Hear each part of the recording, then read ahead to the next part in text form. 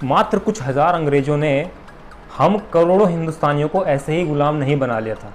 कुछ तो कमियां होगी हम लोगों में जो हम लोग गुलाम बने। हम लोग ये भी भांप नहीं पाए, हम हिंदुस्तानी ये भी समझ नहीं पाए कि ये अंग्रेज़ हमारे देश में आकर आखिर कर क्या रहे हैं। तो खैर वो तो अतीत की बातें थी, वर्तमान समय में भी कुछ ऐसा ही चल रहा है। लेकिन भारत की जनता है कि समझने को बिल्कुल तैयार ही नहीं है।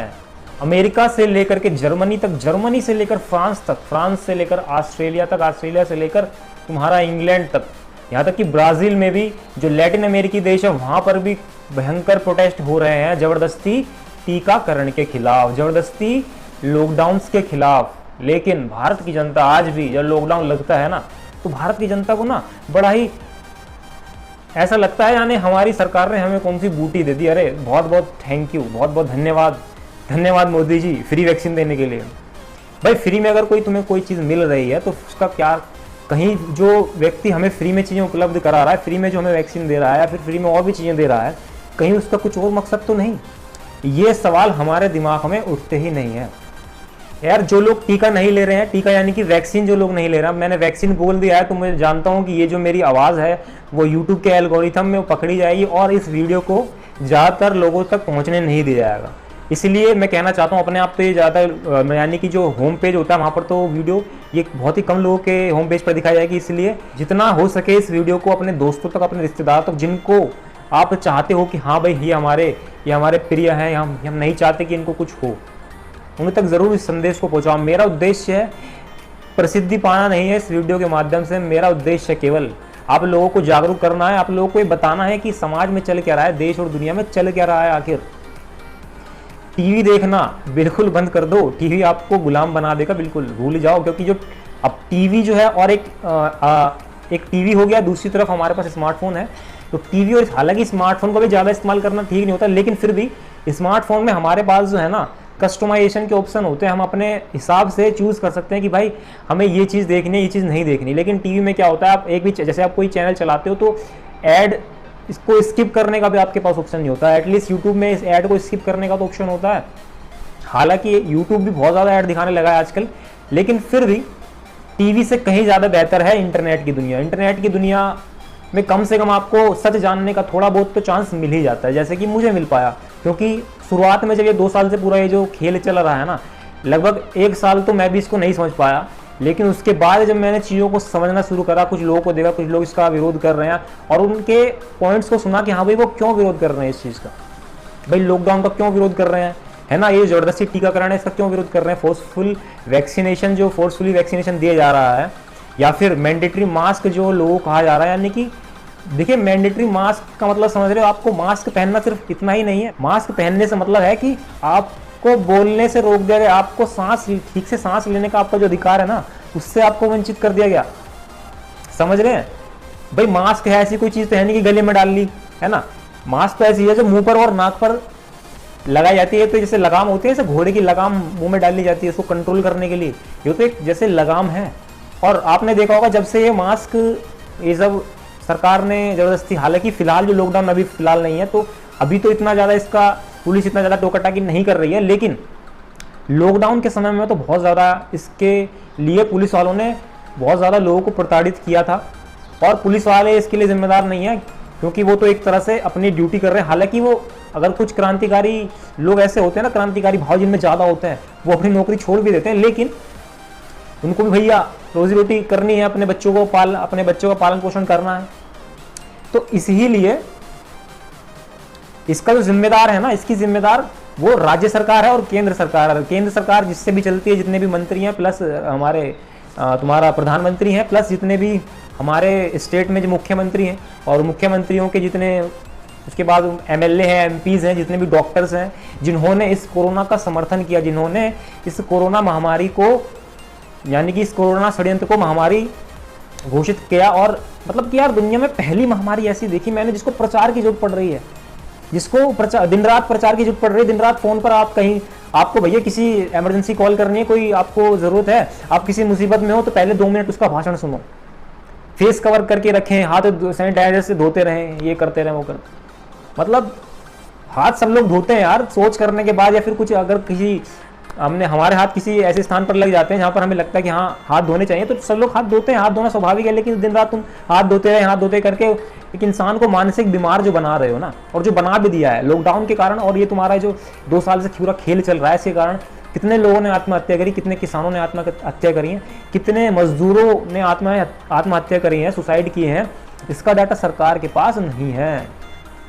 और कई सालों से तो सरकार ने डाटा रखना ही छोड़ दिया कि भैया हमारे पास, सरकार कहती है हमारे पास कोई डाटा नहीं है कि कितने किसानों ने आत्महत्या करी है। पहले तो भैया कम से कम पिछली सरकारें जो रही हैं, मैं किसी पार्टी का नाम नहीं लूँगा, लेकिन पिछली सरकारों ने कम से कम ये आंकड़ा तो कम से कम वो लोग रखते थे। देखो भी एक सिंपल सी बात करते हैं कि जो क्लोथ होता है, यानी कि कपड़ा होता है, कोई भी तरह का कपड़ा हो, या सर्जिकल जो भी मास्क है, सीधी सी बात है, वो कपड़ों से बनते हैं। तो जो भी कपड़ा है, उसके कपड़े के जो रेशे होते हैं, यानी कपड़ा जो है, कोई भी कपड़ा जो रेशो से मिलकर के बना होता है, तो उसके रेशे होते हैं इतने छोटे, यानी कि इतने छोटे नहीं होते कि वो किसी भी वायरस को या किसी बैक्टीरिया को रोक पाएँ। वायरस और बैक्टीरिया कोई आप हल्की बात समझ रहे हो क्या? वायरस और बैक्टीरिया बहुत ही छोटे होते हैं। वायरस और बैक्टीरिया को आप किसी भी क्लोथ मास्क से नहीं रोक सकते। हम जैसे लोग जो है लगे हुए हैं षड्यंत्र का पर्दाफाश करने में। लेकिन एक बात जो मैंने नोटिस की है वो ये कि लोग समझने को तैयार नहीं है।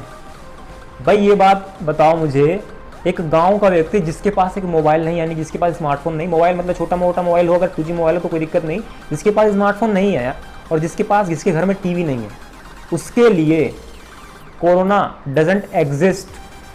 उसको पता ही नहीं भैया कि कोरोना क्या है। बस उसको हाँ कभी कभार वो बातचीत चलती है गांव में तो उसे लग जाता है हाँ भी कोई ऐसी बीमारी चल रही है, पर शहरों में चल रही है, गाँव में ऐसा कोई भी नामो निशान सामने नहीं आता।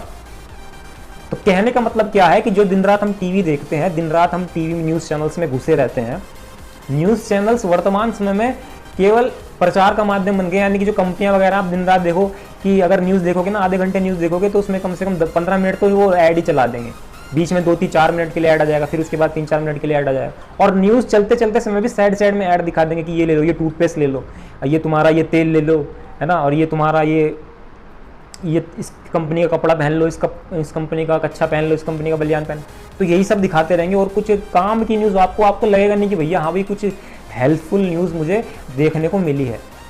बस पाकिस्तान की खबरें चलती रहेंगी, है ना, तुम्हारा चीन की खबरें चलती रहेंगी, कभी ये तुम्हारा अभी तालिबान का वो है तो तालिबान की खबरें चलती रहेंगी, लेकिन सच नहीं दिखाना। कहने का मतलब है सच नहीं दिखाना जनता को वो चीज़ें नहीं बतानी जिनसे जनता को फ़ायदा हो, जिनसे जनता का लाभ हो, जिनसे जो आम जनता है वो गुलामी से बाहर निकले। ऐसी खबरें तो बिल्कुल भी दिखानी नहीं। ये न्यूज़ चैनल्स वालों ने और समाचार पत्रों ने बिल्कुल की सोच करके रखा है। हालांकि समाचार पत्र तो थोड़ा बहुत कभी कभी सच दिखा भी देते हैं, लेकिन जो उनका वो वाला जो सच होता है ना, वो बड़ा ही छोटे से कॉलम में सीमित होता है। लेकिन जो झूठ होता है ना, वो झूठ उनका बहुत ही सजा कर पेश किया जाता है, बहुत ही ब्रेकिंग न्यूज़ बना करके पेश किया जाता है समाचार पत्रों में भी। यानी कि अखबार आजकल हमारे देश के अखबार पढ़ने लायक नहीं, न्यूज़ चैनल्स देखने लायक नहीं। एक आध चैनल्स अगर आप हो कि भैया NDTV देखने लायक है, लेकिन NDTV ने भी तो हाँ जो कोरोना वगैरह इसका समर्थन ही किया, इसके मास्क पहनो, ये क्या नो, उसने भी किया। यानी कि वो भी इस षड्यंत्र का पर्दाफाश करने में असमर्थ रहा। हालांकि उसने वैक्सीनेशन के साइड इफेक्ट पे भी रिपोर्ट कई दिखाई है, 1-2 रिपोर्ट मैंने देखी है उसकी। तो उसी कारण से ही सरकार उस पर कभी ये जो हाथवे चैनल वाले हैं उसका चैनल ही ब्लॉक कर देते हैं, क्योंकि हाथवे चैनल जो है आपको पता होगा रिलायंस इंडस्ट्रीज़ की कंपनी है ना। तो देखो भैया, मैं तो तुम्हें यही कहूँगा कि अगर गुलामी से बचना है ना, तो सबसे पहला तो काम ये करो कि अपने जो घर में जो तुम्हारा टीवी है ना, या तो उसे उठा करके कबाड़ी वाले को बेच दो, या फिर उसे जो है ना सीधा है उस पर लटवट हो, कोई मजबूत सा बैट हो घर में, तो उससे उसका भैया राम नाम सत्य है उसका वहीं पर कर दो। क्योंकि ऐसी चीज़ें आपके घरों में जो रहेंगी ना, ये चीज़ें आपका नुकसान ही करवाएंगी। भाई घरों में आप ज़्यादा टीवी देखोगे तो एडवर्टाइजमेंट ज़्यादा देखोगे, ऐड वगैरह देखोगे, तो उससे क्या होगा, आपके मन में आपके जो दिमाग में है ना एक परचेजिंग करने वाली, कंज्यूमर की जो एक मेंटलिटी बनेगी, मैं ये भी खरीद लूँ वो भी खरीद लूँ। आपके पास पैसा हो या ना हो वो अलग बात है, कि आपके मन में ये रहेगा कि यार मुझे यार ये खरीदना है, कितने काम की चीज़ है। हालांकि रद्दी जैसी चीज़ भी नहीं, रद्दी भर की चीज़ होगी वो, लेकिन फिर भी आपके मन में ऐसी मेंटलिटी बना दी जाएगी कि यार ये तो कितनी अच्छी चीज़ है।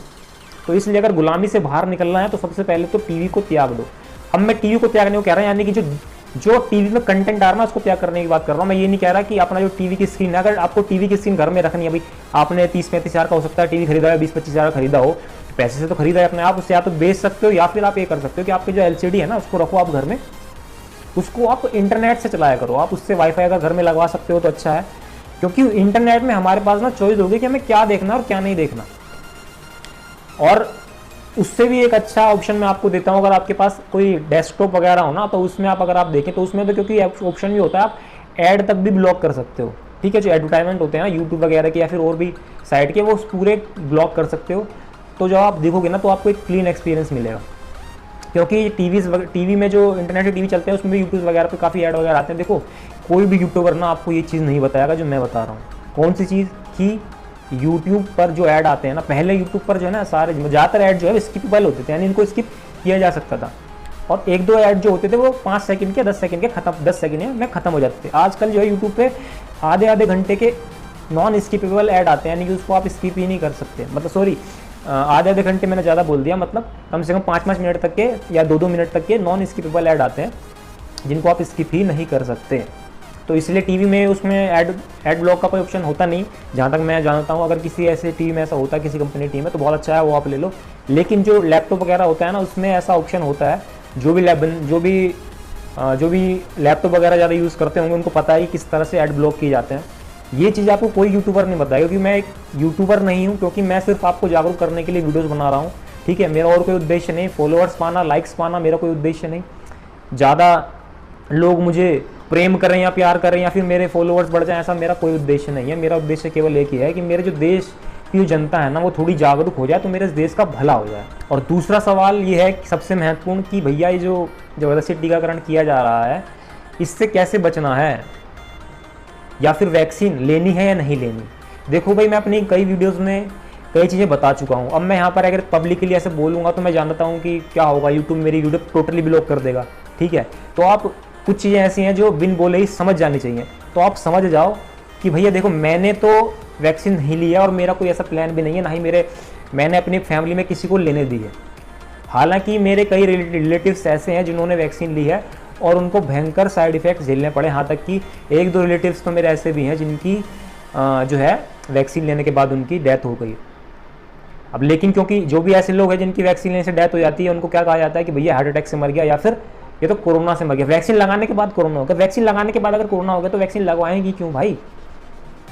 जितने भी जो है मुख्यमंत्री हैं, चाहे प्रधानमंत्री हैं, जितने भी जिन लोग भर भर के प्रचार कर रहे हैं कि वैक्सीन लो, टीका लो, है मास्क लगाओ, ये सब करो, तो मैं इनसे एक चीज़ पूछना चाहता हूँ, अगर आपको वैक्सीन पर इतना ही ट्रस्ट है, अगर आपको लगती है वैक्सीन इतनी कारगर है, तो आप गारंटी क्यों नहीं देते कि वैक्सीन जो है लगवाने के बाद किसी व्यक्ति को कोरोना नहीं होगा। इस बात की आप गारंटी क्यों नहीं देते?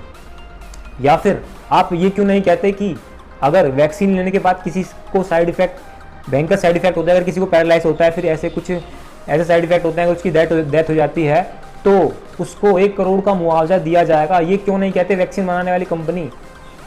आधार पूना वाला सीरम इंस्टीट्यूट का CEO देश छोड़ करके भाग गया और उस न्यूज़ को ज़्यादा चलाया भी नहीं न्यूज़ चैनल पर, जो कि सबसे महत्वपूर्ण न्यूज़ थी। क्यों देश छोड़ करके भाग गया? क्या उसको डर था?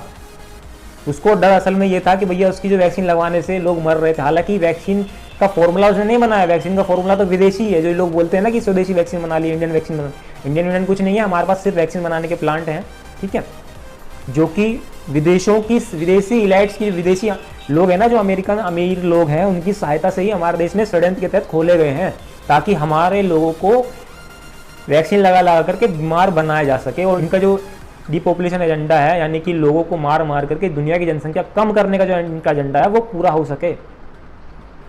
देखो भैया, मैं जानता हूं कि हर लोग ये चीज़ें नहीं समझेंगे। ठीक है, और देखो, आज़ादी जब देश में आई थी ना, तो आज़ादी के लिए जो लोग संघर्ष कर रहे थे वो केवल 10% लोग थे जो संघर्ष कर रहे थे वाकई में। 90% लोगों को तब भी कोई मतलब नहीं था। समझ रहे हो? यानी अगर 100 करोड़ लोग हैं ना देश में, तो केवल 1 करोड़ लोगों को ये बात समझ में आएगी।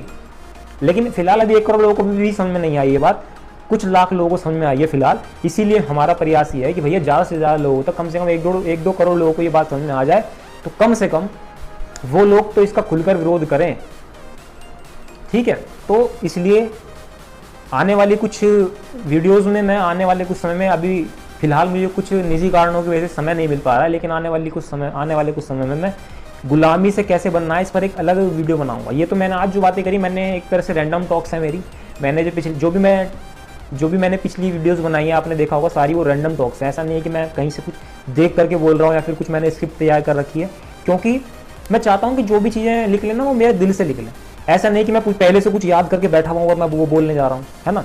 तो जो भी हो एकदम लाइव हो, डायरेक्ट हो, ठीक है। इसलिए मैंने जो इंडिया टू भारत पे जो मैं अभी फिलहाल जो मैंने वीडियोस अपलोड किया है उसका जो टाइटल दिया है वो रैंडम टॉक्स करके दिया है, ठीक है।